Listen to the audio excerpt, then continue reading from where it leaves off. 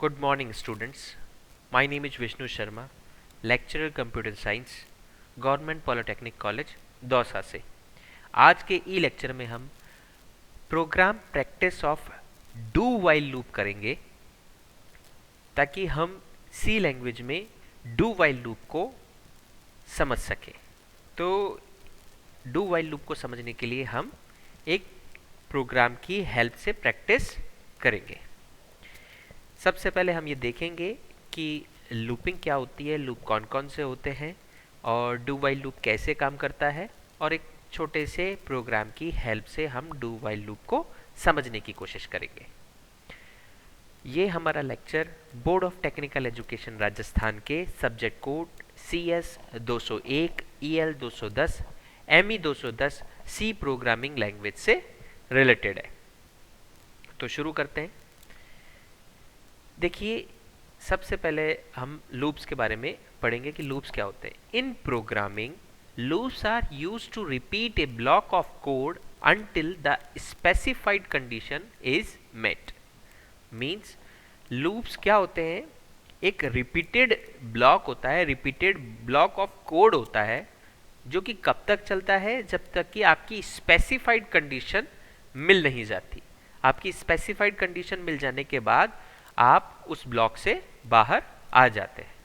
Basically आपके programme के code को रिड्यूस करने के लिए आप लूप्स को काम में लेते हैं।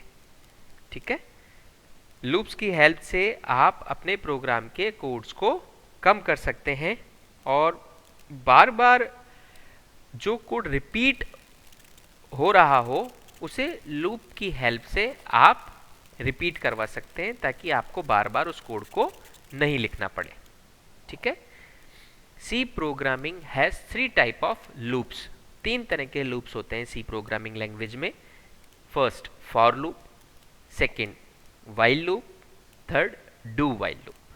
ठीक है, तो हम यहां पर आज डू वाइल लूप को समझने की कोशिश करेंगे। Do while loop, do while loop is similar to while loop. ठीक है, विद वन इंपॉर्टेंट डिफरेंस। देखिए, डू वाइल लूप जो होता है ऑलमोस्ट सिमिलर होता है वाइल लूप के, बस एक छोटा सा डिफरेंस होता है। डिफरेंस क्या होता है, the body of do while loop is executed at least once. ठीक है, छोटा सा डिफरेंस वो ये है कि आपकी बॉडी जो होती है डू वाइल लूप की, जिससे हमें बार बार रिपीट करवाना होता है, वो एटलीस्ट वंस तो आपकी एग्जीक्यूट होगी ही होगी, चाहे आपकी फर्स्ट अटेम्प्ट के अंदर ही कंडीशन फॉल्स क्यों ना हो जाए। ठीक है, जबकि वाइल लूप में क्या होता है, वाइल लूप में ऐसा नेसेसरी नहीं है कि एटलीस्ट वंस आपका प्रोग्राम का एग्जीक्यूशन होगा ही होगा। ठीक है, जबकि डू वाइल लूप में एटलीस्ट वंस तो होगा ही होगा आपका body execute.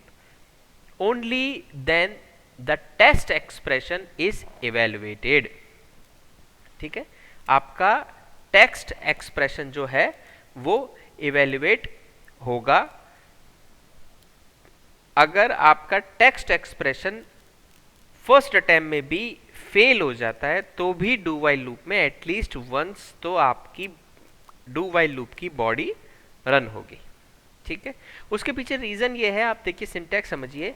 The syntax of do while loop is do then curly braces, और यहां पर आप statements inside the body of loop, यानी आप स्टेटमेंट्स लिखेंगे जो आपको डू वाइल लूप के अंदर एंटर करवाने हो। देन वाइल और आपका टेक्स्ट एक्सप्रेशन, और टेक्स्ट एक्सप्रेशन के बाद सेमी कॉलन। ठीक है, तो इट मीन्स क्या होगा, देखिए आपकी जब फर्स्ट टाइम आप एंटर करेंगे तब भी आपके स्टेटमेंट्स रन होंगे, बिकॉज आपकी टेक्स्ट एक्सप्रेशन जो कंडीशन है ये लास्ट में चेक होगा। ठीक है, लास्ट में चेक होगा, अगर ट्रू होता है तो वापस रिपीट कर जाएगा एक के बाद सेकेंड बार भी, लेकिन अगर फर्स्ट टाइम ही फॉल्स होगा तो भी एक बार तो आपका एग्जीक्यूट हो ही जाएंगे। ठीक है, statements inside the body of loop. ठीक है, आपके ये जो जितने इनसाइड बॉडी के इनसाइड में स्टेटमेंट्स हैं वो सारे एक बार तो एग्जीक्यूट हो जाएंगे। ये कॉन्सेप्ट होता है डू वाइल लूप का। how do while loop works. The body of do while loop is executed once, only then the text expression is evaluated. If the text expression is true, अगर आपका text expression true होता है, the body of loop is executed again. अगर expression true होने पर आपका body जो होगा वो loop को वापस एग्जीक्यूट करेगा, आपकी बॉडी वापस एग्जीक्यूट होगी लूप की, ठीक है. And the test expression is evaluated, ठीक है, और लास्ट में वापस से टेक्स्ट एक्सप्रेशन आपका इवेलुएट होगा. ये प्रोसेस तब तक चलता रहेगा जब तक कि आपका टेक्स्ट एक्सप्रेशन क्या हो जाता है, फॉल्स ना हो जाए, ठीक है. If the text expression is false the loop ends. जब आपका टेक्स्ट एक्सप्रेशन फॉल्स हो जाएगा, लूप वहीं पर एंड हो जाएगा और आप उस डू वाइल लूप के ब्लॉक से बाहर आ जाएंगे, ठीक है. ये फ्लो चार्ट है डू वाइल लूप का. आप देखेंगे सबसे पहले क्या होगा, डू वाइल लूप की बॉडी, क्योंकि आपको मैंने बताया कि फर्स्ट अटेम्प्ट में आपको बॉडी एक बार तो एग्जीक्यूट करवानी ही करवानी है, तो आपकी बॉडी एक बार एग्जीक्यूट होगी. देन लास्ट के अंदर टेक्स्ट एक्सप्रेशन इवेलुएट होगा. अगर ये ट्रू होगा तो वापस से आपकी पूरी बॉडी वापस से रिपीट करेगी. और अगर ये आपका जो डायमंड बॉक्स है यानी कंडीशन मेकिंग बॉक्स है, ये अगर फॉल्स हो जाता है तो आप डायरेक्टली बाहर आ जाएंगे और डू वाइल लूप एंड हो जाएगा, ठीक है. तो ये फ्लो चार्ट है डू वाइल लूप के वर्किंग का. अगर अब हम एग्जाम्पल की बात करें तो हमने ये जो लेक्चर है वो इसी बेस्ड बनाया था कि हम डू वाइल लूप की प्रैक्टिस करेंगे through programs, through different kind of programs हम इस डू वाइल लूप की प्रैक्टिस करेंगे. तो आज के प्रोग्राम में हम क्या करना चाह रहे हैं, आप देखिए यहाँ पर हमने डबल फॉरवर्ड स्लैश से हमने इसको एक कमेंट लाइन बना रखा है. कमेंट लाइन में हमने क्या लिखा है, program to calculate the average of first n numbers. आपको फर्स्ट एन नंबर्स का एवरेज कैलकुलेट करना है, ठीक है. तो ये जो प्रोग्राम है कि फर्स्ट एन नंबर्स का आपको एवरेज कैलकुलेट करना है, ये थ्रू हमें डू वाइल लूप के करना है. और यहाँ पर फर्स्ट एन नंबर से मीनिंग है एन आप खुद एंटर करेंगे रन टाइम पर. और सपोज कीजिए हमने एंटर किया 10, तो 10 नंबर तक हमें क्या करना होगा, जैसे 1 2 3 4 5 अप टू 10 तक इन सारी नंबर्स का एवरेज निकालना होगा, ठीक है. तो ये प्रोग्राम हमें सॉल्व करना है थ्रू डू वाइल लूप. सबसे पहले किसी भी प्रोग्राम की शुरुआत के लिए हम क्या लिखते हैं, हेडर फाइल.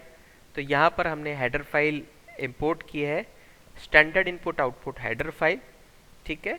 हैश इंक्लूड, ठीक है.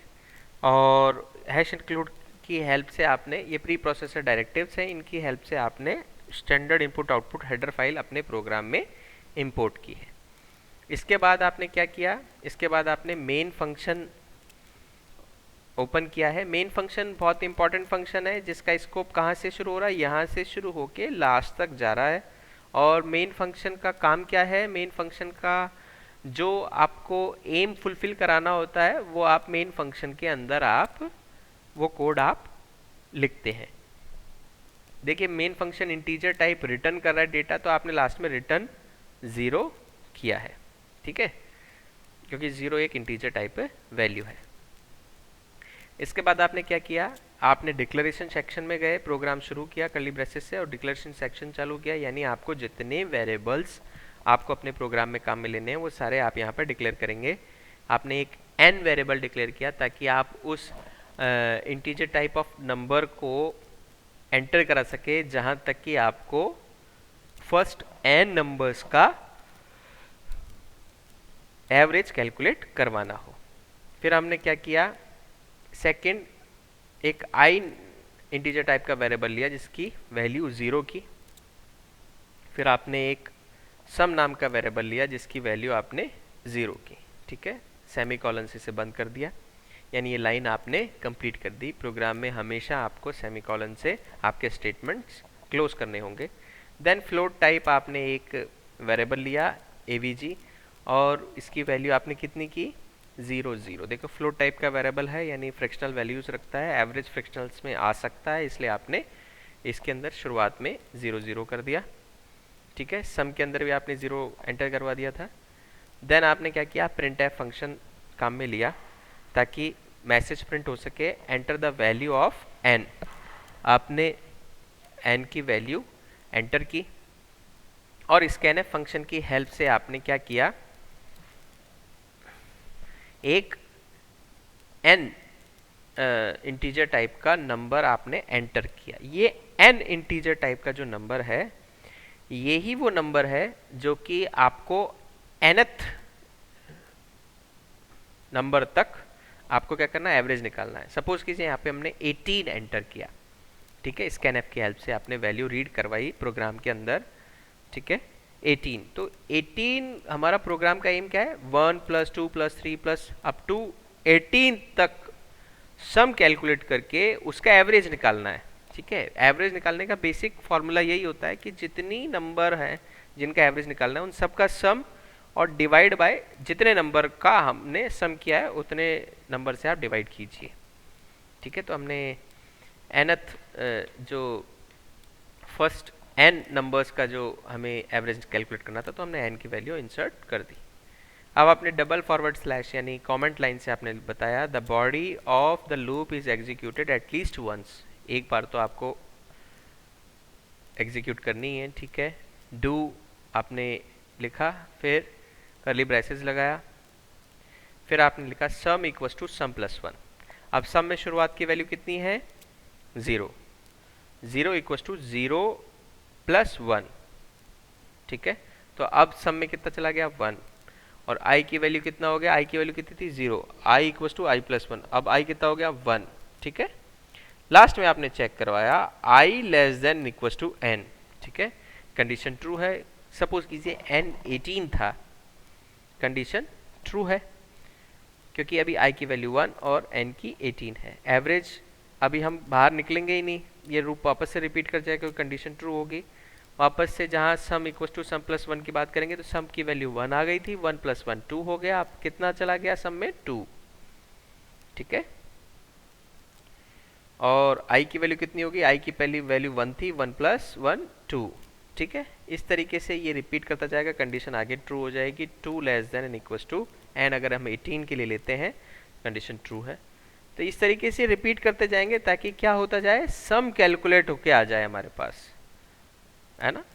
और लास्ट में कब फॉल्स होगा, जब 18 आ जाएगा, 18 < 18 अगर हम n = 18 की हम बात करें तो।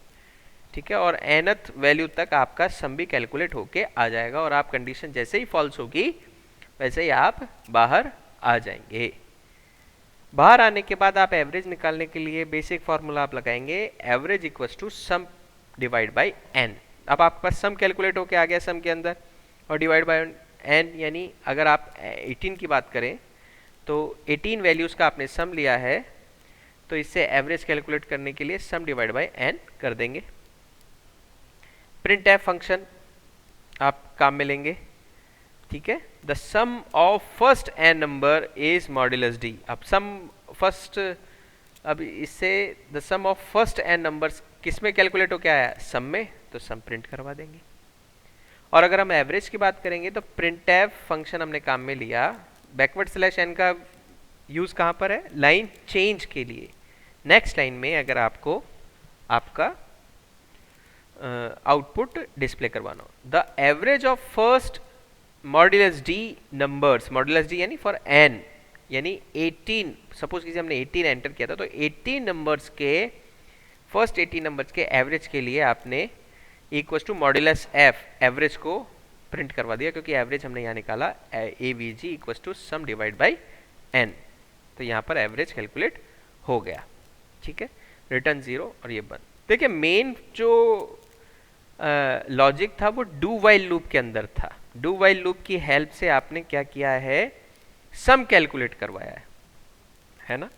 अगर सपोज कीजिए अगर यहाँ पर हम n1 भी लेते, ठीक है, तो भी एक बार तो ये लूप चलता है ना, और अगर आप 0 भी लेते तो एक बार ये लूप चलेगा ही चलेगा, ठीक है। तो मेन मकसद ये है हमारा समझने का यहाँ पर कि आपकी टेस्ट जो एक्सप्रेशन है वो लास्ट में कैलकुलेट होता है, इवेलुएट होता है। तो एक बार तो आपका बॉडी डू वाइल लूप का बॉडी यानी यहाँ से कर्ली ब्रेसेस से और यहाँ तक ये सारे जो स्टेटमेंट है, 2 स्टेटमेंट थे इसमें, तो ये रन होंगे ही होंगे, ठीक है।